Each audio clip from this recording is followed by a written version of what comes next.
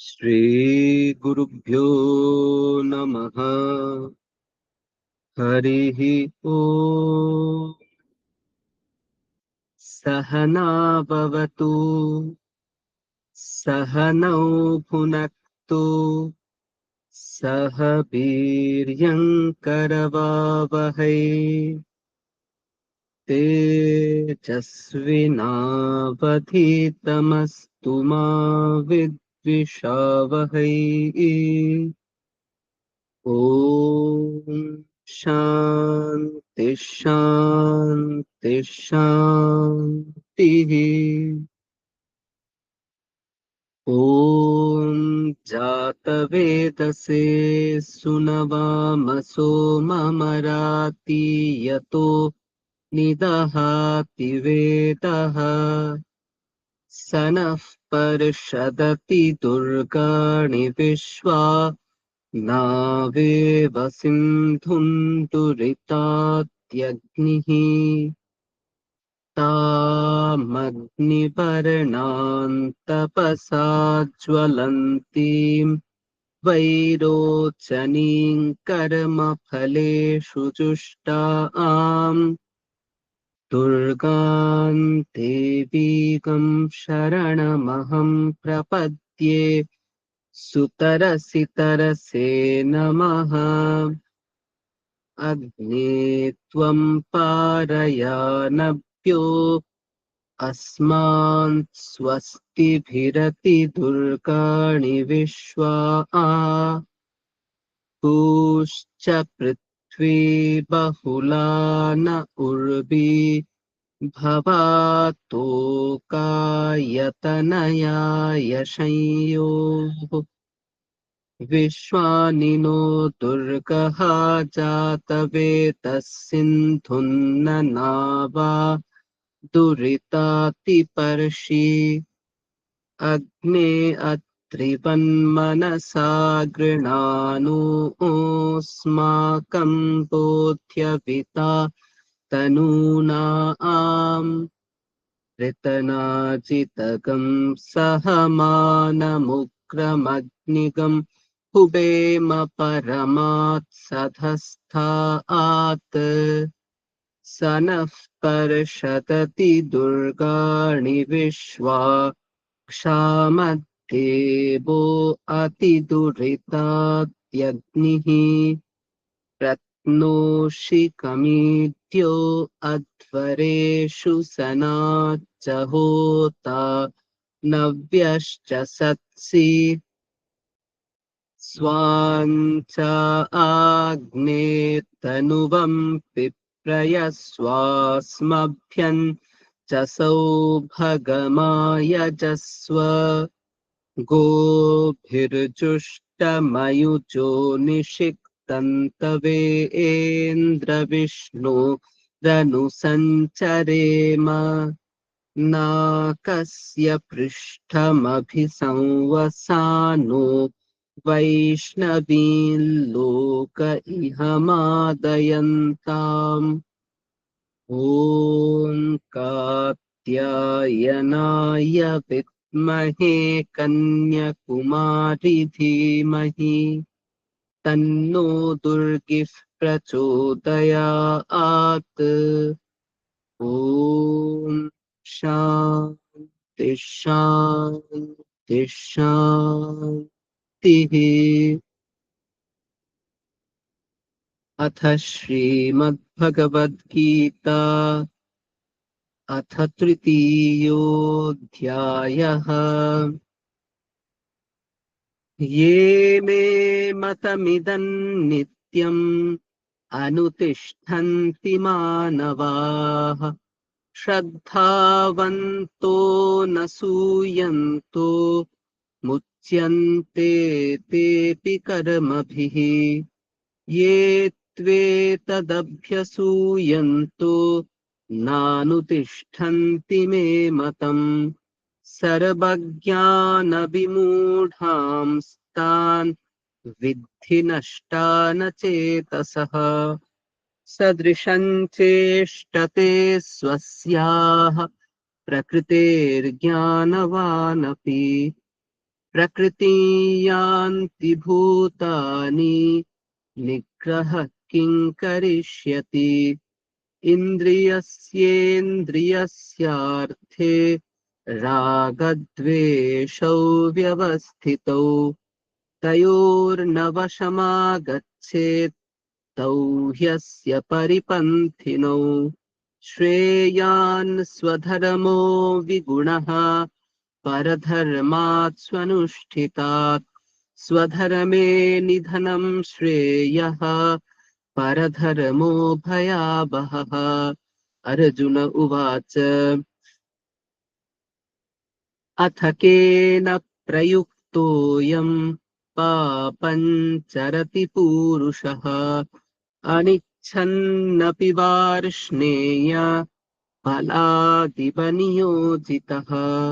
श्रीभगवानुवाच काम एष क्रोध एष रजो गुणसमुद्भवः महाशनो महापाप्मा विद्येनमिह वैरिणम् धूमेनाव्रियते वह्निः यथादर्शो मलेन च यथोल्बेनावृतो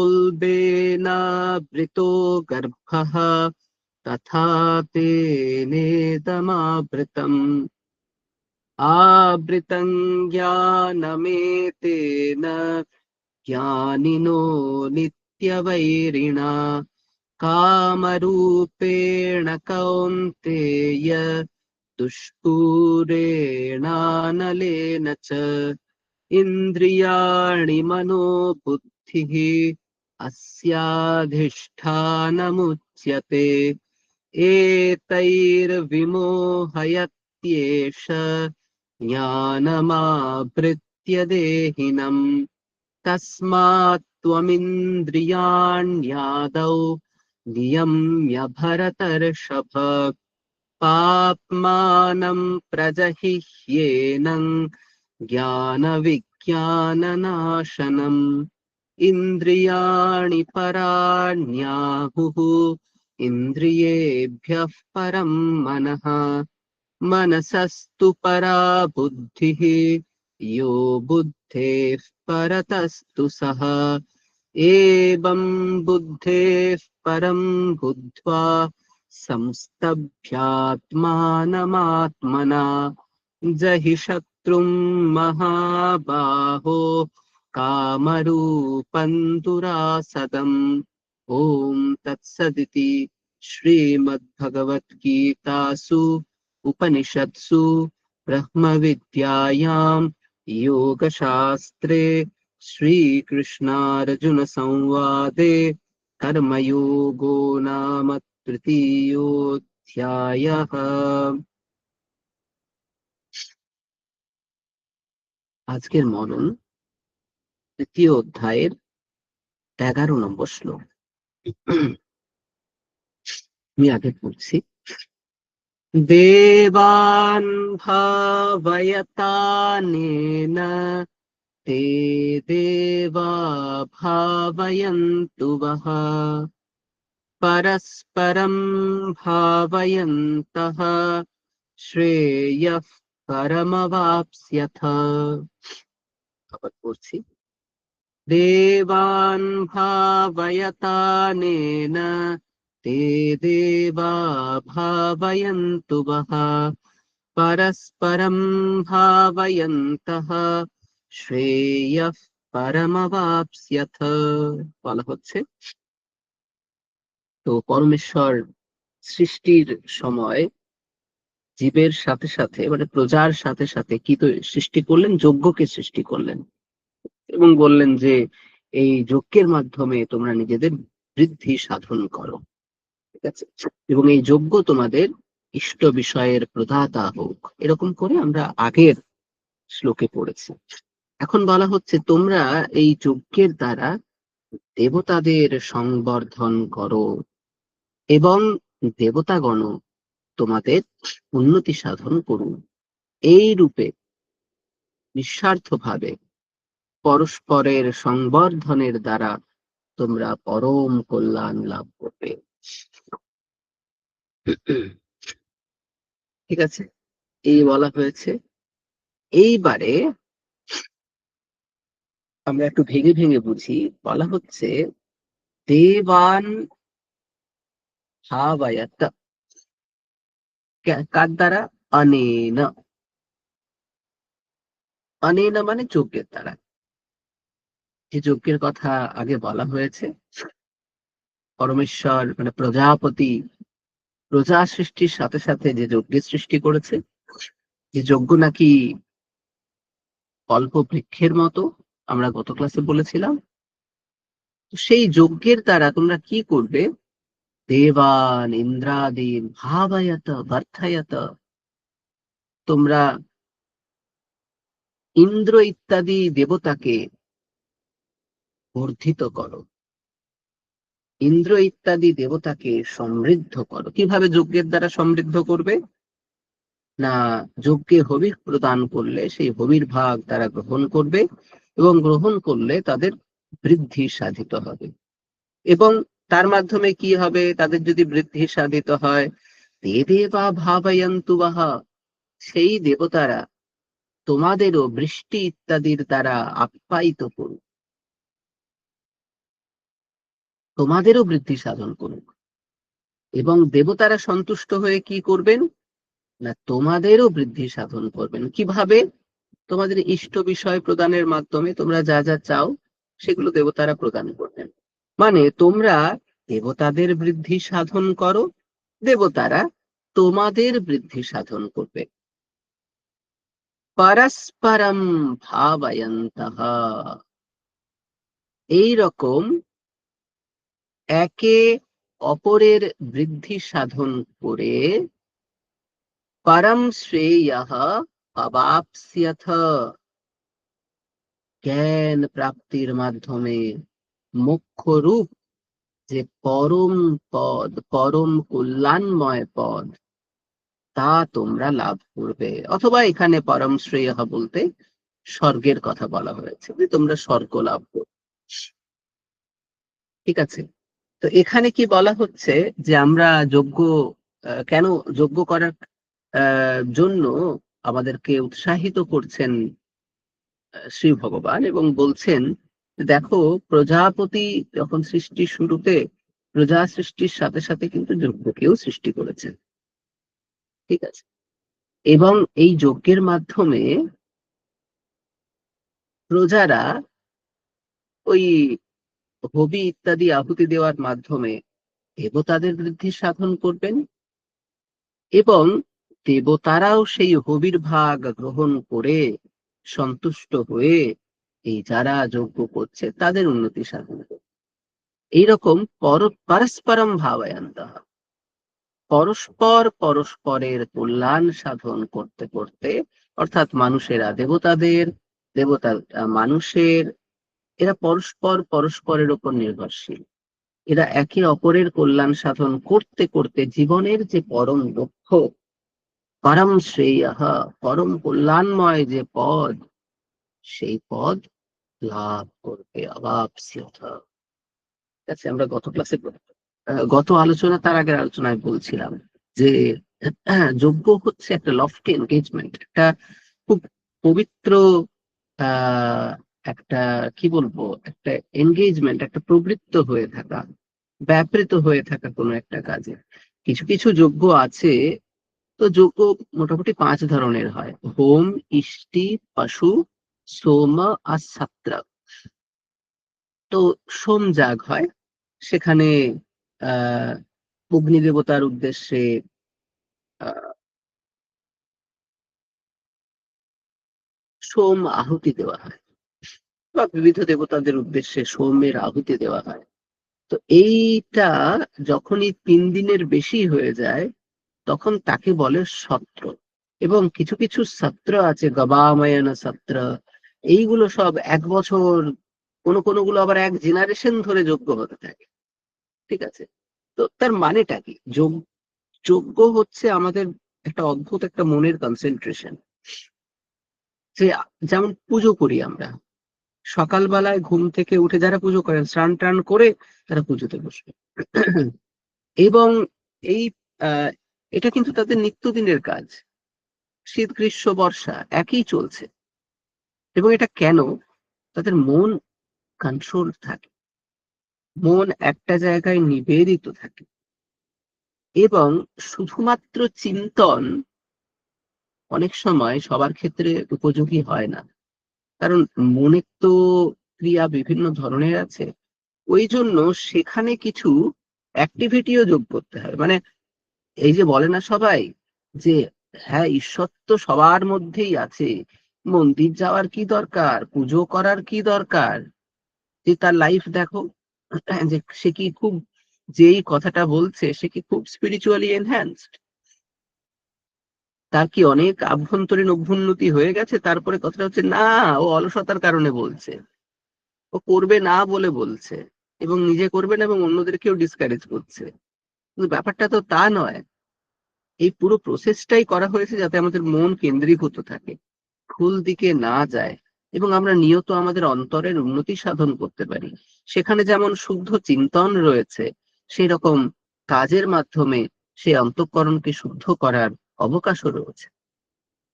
এই যে আমরা প্রসাদ কিনতে যাচ্ছি, দেবতাকে প্রদান করব বলে ফুল তুলছি, জায়গা পরিষ্কার করছি, ঈশ্বরের আসন পরিষ্কার করছি, সেখানে ঈশ্বরকে স্থাপনা করছি, কত সময় যাচ্ছে। তাহলে তো এগুলো তো সময় নষ্ট। আমি ওই সময় একটা কোনো গুরুত্বপূর্ণ কাজ করতে পারতাম, এভাবে নিজেদেরকে বোঝায় লোকেরা। আচ্ছা তুমি যে পুজো পাঠ করলে না, তারপরে কি গুরুত্বপূর্ণ কাজটা করলে বাবা, আমাকে একটু বলো তো। কিছুই করেনি, বসেছিল, মোবাইল ঘাঁটছিল, বা বাইরে বন্ধুদের সাথে খোশ গপ্প করতে গিয়েছে। বিষয়টা হচ্ছে এটাই, যে সাধনার সময়ে আমরা সাধনা না করে অন্য কিছু করছি। দেখুন, সাধনা মানে অরণ্যে চলে যেতে হবে, সেখানে গিয়ে একদম বসে পড়তে হবে, মশা কামড়ালেও টুং টা করা যাবে না, ব্যাপারটা এরকম নয়। সাধনা তো যে কোনো জায়গা থেকে হতে পারে। ছাত্ররা তাদের জায়গা থেকে সাধনা করবে, গৃহস্থরা তাদের জায়গা থেকে সাধনা করবে, সন্ন্যাসীরা তাদের জায়গা থেকে সাধনা করবে। সাধনা মানে হচ্ছে আধ্যাত্মিক অভ্যুন্নতির একটা উপায়। আধ্যাত্মিক অভ্যুন্নতি আমরা যে যেখানে আছি, যে যে পরিস্থিতিতে আছি, সেইখান থেকেই করতে পারি। ঠিক আছে? তো এই জন্য ঈশ্বর আমাদের পথ বলছেন এখানে, যে শুধুমাত্র মনন আহ ভালো, কিন্তু অ্যাক্টিভিটিও হোক। তো এই যজ্ঞ যেটা রয়েছে, তোমরা যজ্ঞ করতে থাকো, যজ্ঞের দ্বারা তোমরা দেবতাদের বলবৃদ্ধি করো। আর দেবতারা কি করবেন? দেবতারা তোমাদের অশেষ কল্যাণ সাধন করবেন, তোমাদের যা যা ইষ্ট বিষয় আছে সেগুলো দানের মাধ্যমে। সুতরাং সকলে নিজেদেরকে অ্যাক্টিভ করবেন সাধনার জন্য, এবং যে যেখানে আছেন সে সেইখান থেকেই নিজের কল্যাণ সাধন করতে পারবেন। একটা হচ্ছে চিন্তনের মাধ্যমে, সে তো আছেই, তো অ্যাক্টিভিটির মাধ্যমে এই যে ঈশ্বরের স্তুতি গান, ঈশ্বরের পূজা, তার আসন সাজানো, তাকে সুন্দরভাবে বসন করানো অত্যন্ত ভালোবাসার সাথে, ঠিক আছে, তারপরে পুজো করা, এই পুরোটা কিন্তু ওই অ্যাক্টিভিটির, ওই পবিত্র অ্যাক্টিভিটির মধ্যে পড়ে। এবং এগুলো আমাদেরকে এনগেজড রাখে, আমাদের মনকে সংযত রাখে, এবং অভিমুখী করতে সহায়তা করে, ঈশ্বরের মনন করতে সহায়তা করে। এই যে অনেকে বলেন আমার তো ধ্যান হয় না, ধ্যান করতে বসলে আরো 10টা জিনিস চিন্তা হয়। ঠিক আছে, তো আপনি একটু ফুল তুলুন, একটু ঈশ্বরের কাছে সুন্দর করে ঈশ্বরের আসনটা সাজান, ওখানে একটু ফুল দিন, তারপরে ভালো করে মন দিয়ে নমস্কার করুন, তারপরে একটু ওম 10 বার জপ করুন, ঠিক আছে, বা ইষ্টমন্ত্র থাকলে সেটা জপ করুন যতবার সম্ভব, তারপরে উঠবেন। তাহলে কি হচ্ছে? অ্যাক্টিভিটিও হচ্ছে, মননও হচ্ছে, একটা স্থূলতাও আছে সাধনায়, সূক্ষ্মতাও আছে। ঠিক আছে? সুতরাং এই জন্য সবার জন্য তো আর সেই বসে বসে মনন সম্ভব নয়। তার জন্য এই এত মন্দির, এত কিছু, এই সব আড়ম্বর কিন্তু সেই কারণেই, যাতে আমাদের মন ঈশ্বরের অভিমুখী হয়, এবং আমরা যেন এনগেজ থাকতে পারি। এই জন্য নিত্য পূজা খুব জরুরি। যারা নিত্য পূজা করেন, আমি করি না নিত্য পূজা, আমার বাড়িতে হয় না নিত্য পূজা, কিন্তু আমি আহ শীঘ্রই হয়তো শুরু করব। আমি একটু অবকাশও নয়, আমি একটু কিছু অসুবিধা আছে, সেগুলো সমাধান করেই আমি শুরু করব। নিত্য পূজা করলে যেটা হয়, নিত্য পূজা করলে একটা তো বাড়িতে গুড ভাইব থাকেই, আরেকটা হচ্ছে মানে আপনার মনটা অনেক শান্ত হয়ে যায়, পরিবারেও শান্তি আসে। নিত্য পূজা করলে পরিবারেও শান্তি আসে, ভক্তি ভরে যদি কেউ নিত্য পূজা করে। কারণ কি, আপনি যখন পুজো করতে যাচ্ছেন, সবাই মিলে সেটাতে কন্ট্রিবিউট করতে শুরু করে দেয়। আপনার হয়তো ছেলে বা মেয়ে বাচ্চা, সে হয়তো গিয়ে দেখবেন দুটো ফুল তুলে আনছে। আপনার স্ত্রী আপনাকে বলছে, কই গো পুজো করবে না, ওঠো, যাও। তো বিষয় হচ্ছে যে চারিদিক থেকেই কিন্তু সবাই ওই যে একটা গুড ভাইব, তার সাথে নিজেদেরকে কানেক্ট করে ফেলে। তো নিত্য পূজাও খুব জরুরি, খুব সুন্দর একটা জিনিস নিত্য পূজা। ওখানে পূজার আসনে বসে জপ টপ ইত্যাদি করলেন, বেশ একটা অপূর্ব ফিলিং হয়। বেশ। তো আমরা অ্যাক্টিভিটিটাও যেন রাখি, মননটাও যেন রাখি, মানে শুধু মনন করতে গিয়ে যেন দিশেহারা না হয়ে যায়। তো ওই জন্য খুঁটিটা যেন, মানে কোনো একটা জায়গায় যেন খুঁটি বাঁধা হয়ে থাকি আমরা আর কি। বেশ। এরপরে আপনারা প্রাত্যহিক ধ্যান, জপ, শরীরচর্চা ইত্যাদির মাধ্যমে আজকের সুন্দর দিন শুরু করুন। সকলকে শুভ।